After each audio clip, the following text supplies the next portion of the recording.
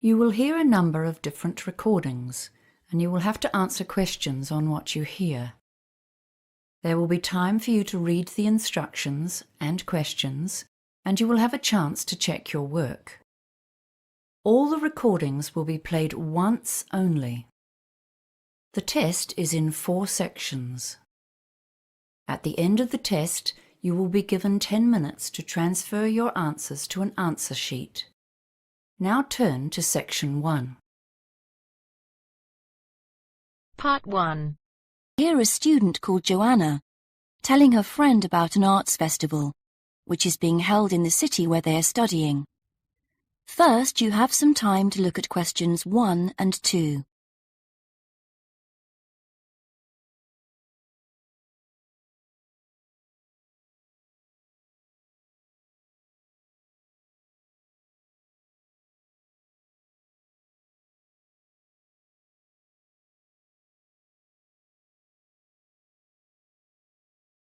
Now we shall begin. You should answer the questions as you listen, because you will not hear the recording a second time. Listen carefully and answer questions 1 and 2. Hi, Joanna. Where have you been? Hi, Dave. I had to go into college to return a DVD I'd borrowed from the library. Oh, right. But while I was there, I got some information about the City Arts Festival that starts next week. Oh, yeah? I saw a poster advertising it somewhere. Yeah, and I picked up this leaflet from the library. It gives you the website address. So as I was there, I logged on to get more information. Actually, although they've got the full programme of events fixed now, you can't book online, which seems strange. There's a number to phone, though. And are there student discounts? I guess so, but I didn't notice. Anyway, there are 3 things I'd like to see. An Italian film, a rock concert, and an art exhibition. Oh. The exhibition's free, and you don't need to book, so I'll definitely go to that. But I'm going to get tickets for the film in case they sell out. Good idea. You can always buy concert tickets at the door, because that's in a really big hall. Right. Before you listen to the rest of the conversation, you have some time to read questions 3 to 10.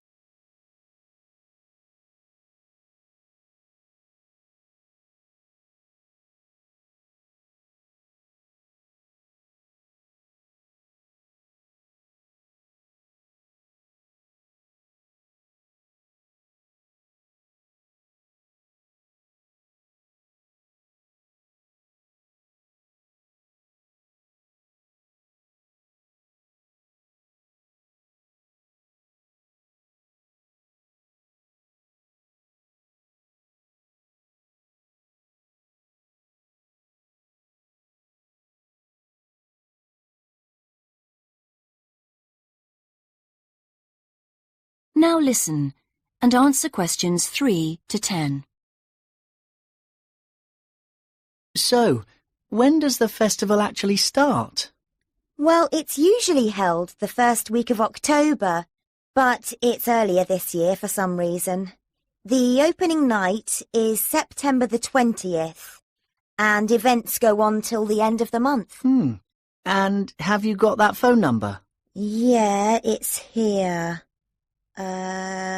Look, it's 0967 990 776. OK, I'll write it down.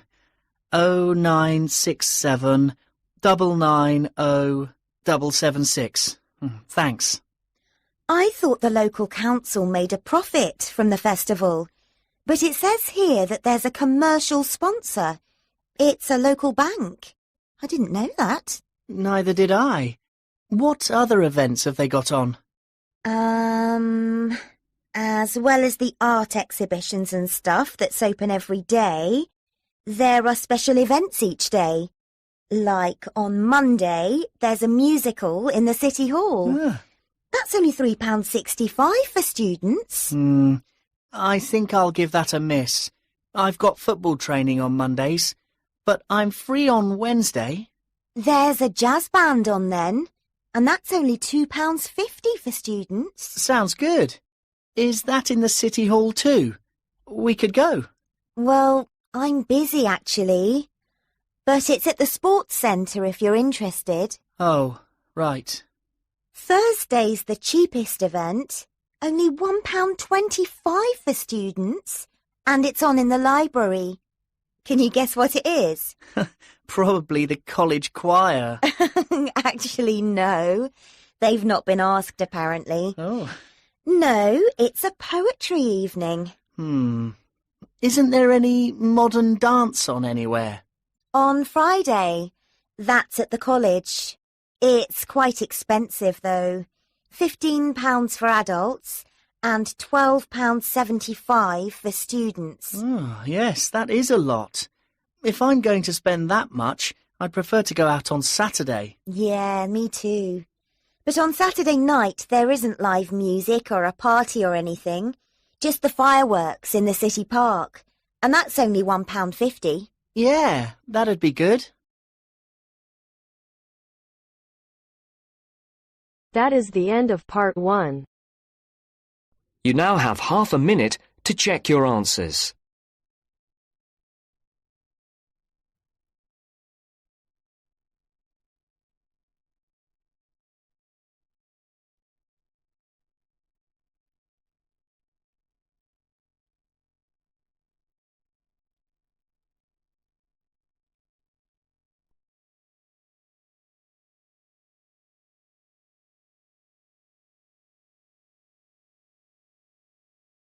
Now turns to part 2. Part 2. You are going to hear a conversation between a student and a driving instructor. First, look at questions 11 to 14.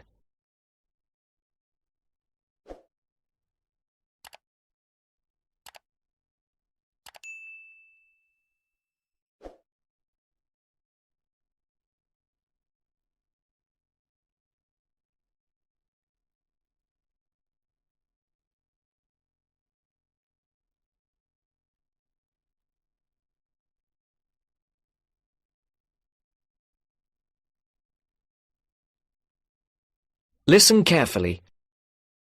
Hello, I'm going to be your driving instructor today. Are you ready to begin? Hi, hope you don't mind. It's my first time driving a car. Of course not. That's my job. I teach people like you how to become a safe and responsible driver. So let's begin. Remember, the most important rule of driving: safety first. There are some steps to follow. First, you should put on your seatbelt. You should always remember to do that. In case of an accident or emergency, having a seatbelt on is of utmost importance. Okay, I have my seatbelt on. Now what should I do? Start the car. Good. Now make sure that the steering wheel is in the proper position and that your seat is not too far or not too close to the pedals. I'm all ready to go. Should I shift into first gear? Don't forget to put the parking brake down. You don't want to drive with that up. Oh yeah, I almost forgot. If I have the parking brake on, I won't be able to accelerate. Yes, that's right. Now put the car in reverse and slowly back out of the parking space. Good. Put the car in first gear. When should I shift? Is it better to shift slowly or quickly? You can shift whenever you feel is appropriate. This means shifting should occur smoothly. Do not shift too slowly or you will stall. Shifting too fast will waste gas. Shifting is simple. Just remember to shift smoothly. To shift, you will have to push the clutch and then push the gas pedal. Before the broadcast continues, look at questions 15 to 20.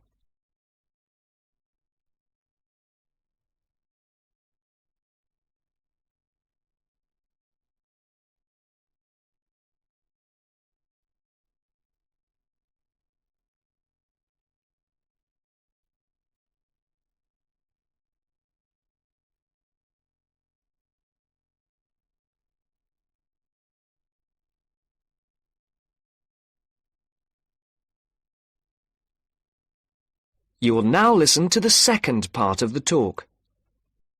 Remember, smoothly is the key to good shifting. Like this? Yes, that's good. Now, keep it slow. Don't drive very fast just yet. Be sure to constantly check your mirrors for oncoming traffic. Always be aware of everything that is around you, including 3 important things. Remember these 3: people crossing the streets, other cars, and bicycles riding next to you. What should I do if I see a yellow light? Well, it's always better to brake instead of trying to run it. But if you're travelling at a speed where it's impossible to stop in time, then you should try to make it across the intersection. But remember, you should always try to stop. It's the safest way to avoid an accident. Even if I have to brake very suddenly? Yes, even if you have to brake suddenly. What about if a driver behind me is going a lot faster than I am? You should always be ready to move to a slower lane if a driver behind you is forcing you to go faster than you are comfortable with. Never try to speed up to accommodate a faster driver. You could risk an accident or a speeding ticket. It's better to let him go. That sounds like good advice. Be careful. There is a sharp turn up ahead. Remember to brake before turns. Otherwise, you might flip over if your speed is too high going into a turn. Got it. I know that I should always try to observe all traffic safety. That's right. If safety is not your first priority, it will make driving very dangerous for you and other drivers on the road. Okay, park the car here. You did a great job today for your first day.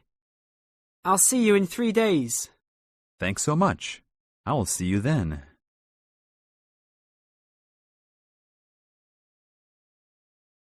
That is the end of part 2. You now have half a minute to check your answers.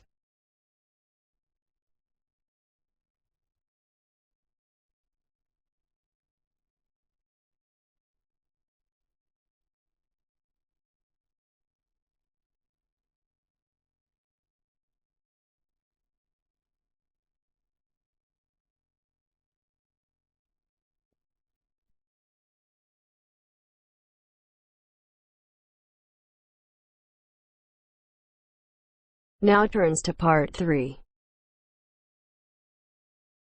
Part 3. You will hear 2 undergraduates doing a research methods course. A girl called Leela and a boy called Jake having a seminar with their tutor. Now you have some time to look at questions 21 to 24.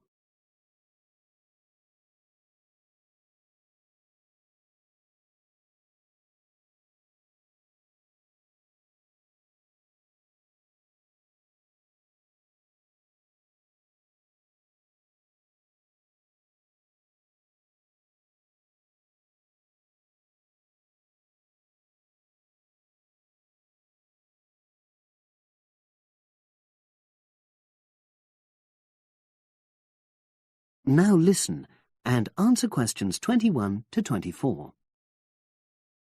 So the task I gave you both was to choose an article about a small-scale research project. Yes. You were then required to try to reproduce the research procedures in your own context, i.e. try it out for yourselves. Yeah, and that's what we've done. Great. So I'd like you to tell me a bit about the article and why you chose it. Well, the article's written by 2 university lecturers who had started using crosswords to help their students revise terminology for exams. And the crosswords were designed and set on computers. And we selected the article because, well, it seemed an accessible topic, even though we weren't familiar with the technique. You know, using IT to design crosswords for higher education. That's a good reason. So these lecturers wanted to see how well this innovation was received by their students. Yes. So how did you go about reproducing the research? Well, we drew up a list of terms from one of our own modules, and designed a crossword for revising these terms. Then we asked our classmates to try out the crossword and give us feedback, their opinions on how they felt about using the technique. Was it easy to find participants? It wasn't easy at first, but then we convinced them that by taking part in the research, they were actually benefiting themselves by preparing for an exam which is coming up later this term. And it worked. Good. So how did you find out what the students thought about doing the crosswords? A questionnaire. The original article used a 2-page long questionnaire. There were lots of excellent questions on it, but the whole section on difficulties using IT is now obsolete. Old-fashioned, even though it had only been written a couple of years ago. So you designed a shorter version? Yeah. Then we sent it to the 40 students by email and got 28 replies. I was taken aback by the fact that everybody we talked to thought this was a good return. I mean, the responses were well written. People had taken a lot of care, but I was really disappointed with the low numbers. Yes, an important lesson to learn for an apprentice researcher. Yeah. Now you have some time to look at questions 25 to 30.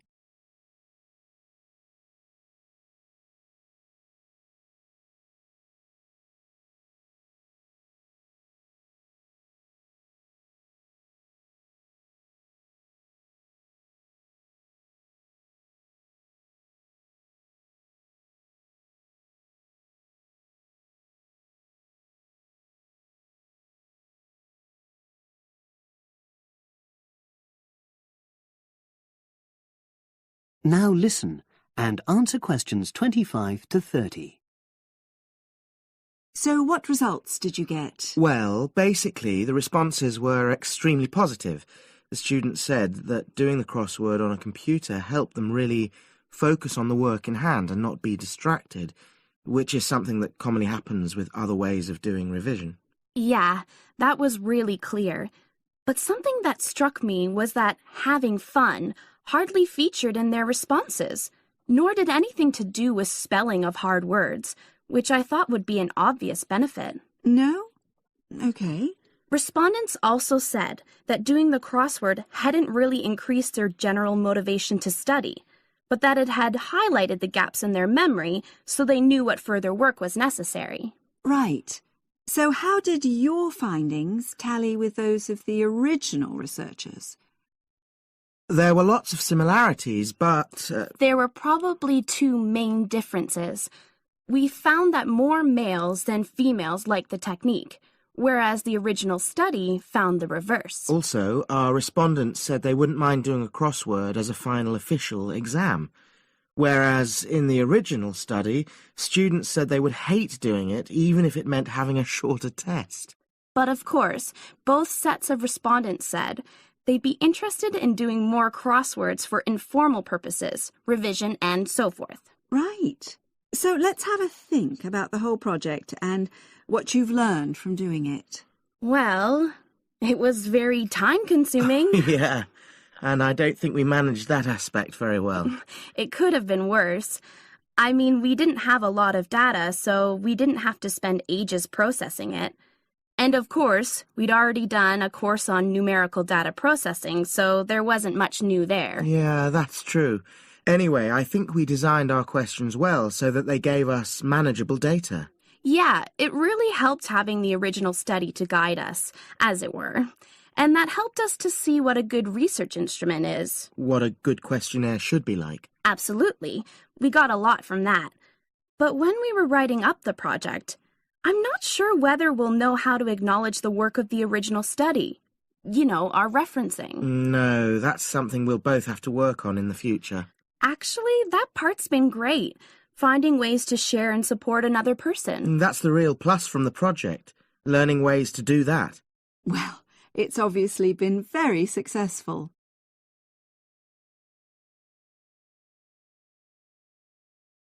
That is the end of part 3. You now have half a minute to check your answers.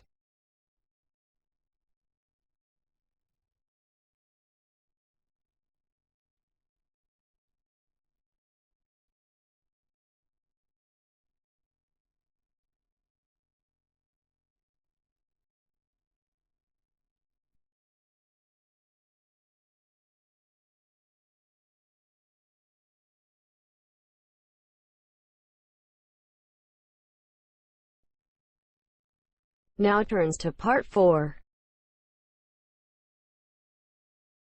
Part 4. You're going to listen to a talk about tea in the UK. First, you have some time to look at questions 31 to 40.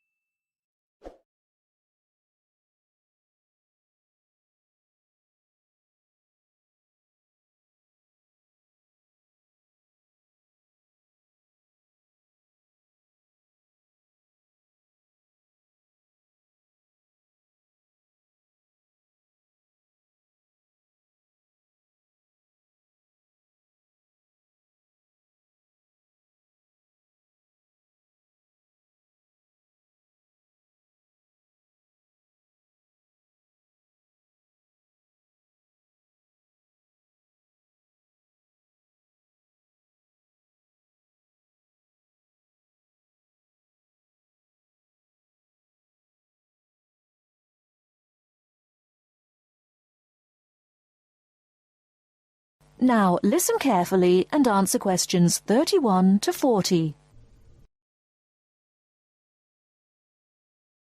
During the 1930s, there was a popular song which had the title, "Everything Stops for Tea," and to millions of British people, a restful cuppa is still an ideal way to relax for a few minutes from the rigours of the day. The English custom of drinking tea has its roots in the 17th and 18th centuries.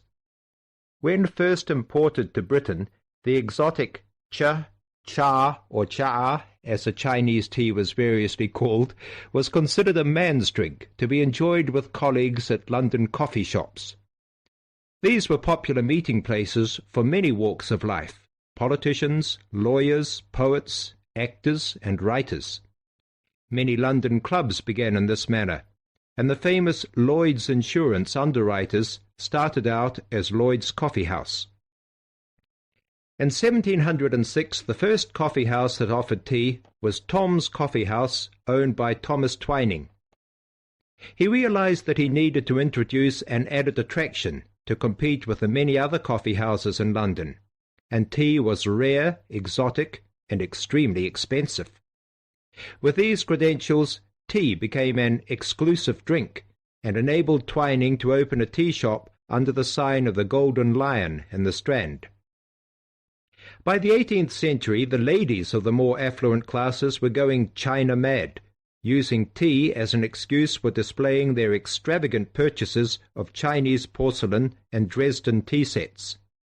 A comprehensive tea tray would consist of a teapot and stand, teacups and saucers, sugar bowl, milk jug, and basin for discarded tea and tea leaves.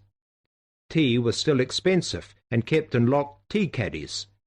Skilled craftsmen fashioned caddies of carved inlaid woods fitted with crystal and precious metals. To ensure the servants weren't tempted by this priceless commodity, the caddy was kept locked, and only the mistress of the house held the key and prepared tea when guests came to visit. No well-brought-up young Englishwoman could consider herself socially acceptable unless she knew how to brew a proper cup of tea. As the 18th century progressed, changes in commerce and working hours resulted in the main meal of the day being taken much later in the evening. The prospect of lasting from breakfast until evening did not appeal to the Duchess of Bedford, who is usually credited with being the first to alleviate late afternoon hunger pangs by introducing a small 4 o'clock meal served with tea. With time, the light, wafer-thin toast or delicate white bread gave way to exotic fillings like tomato and egg, cucumber, chicken, or potted shrimps, followed by buttered scones, crumpets, or elegant pastries. The popularity of tea continued to spread, but it was not until 1839 that the first shipment of Assam Indian tea was landed in Britain. A healthy trade with India was soon established, and tea clippers, like the Cutty Sark, now a museum in a dry dock at Greenwich, were reaching the peak of their sailing days. In 1879, The first limited shipments of Ceylon tea began to arrive, and by 1880 this had been firmly established alongside Indian and China teas, giving the broad range of teas that are available today. There have been few changes in 3 centuries of tea trading. London is still the centre, and indeed Twinings still has a shop on the site of the original Tom's Coffee House at 216 The Strand. The name Twining has been linked with tea for over 280 years. Indeed, it was Richard Twining, in his capacity as chairman of the dealers of tea, who in 1784 persuaded Prime Minister William Pitt to reduce the high tax on tea, making the beverage more accessible to the general public. That is the end of part 4. You now have half a minute to check your answers.